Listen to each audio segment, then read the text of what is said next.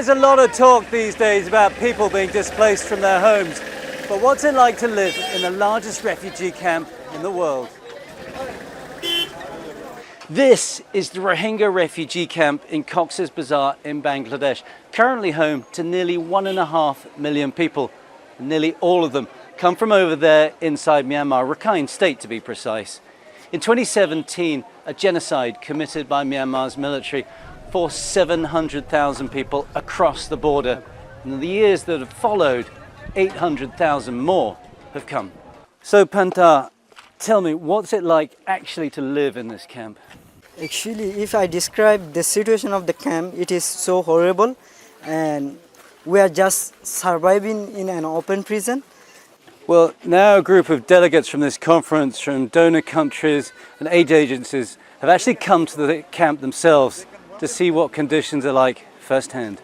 People are leaving their homes in Rakhine State. They're coming here with nothing to live as refugees. And you have to understand, they're not checking into luxury hotels.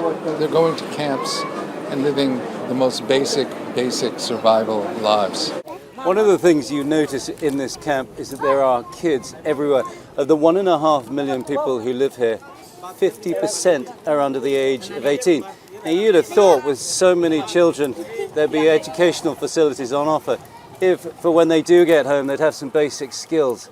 And there used to be, but because of funding cuts, it's all been shut down. And 𝴌𝴜𝐴🐝🐝 told me those funding cuts are now threatening food rations that could be cut in half. At the moment you're getting $12 a month. Is that enough to feed your family? I want to buy chicken, but I can't. Right now, with the $12. If $12 will reduce $6, it will be more difficult for us. The Rohingya are arguably the most persecuted minority in the world.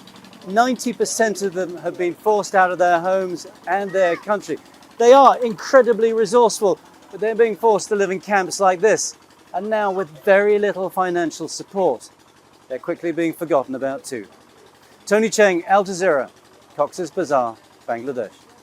Don't miss out, get the full picture. Subscribe to Al Jazeera for reliable news and expert insights. Like, share, stay ahead.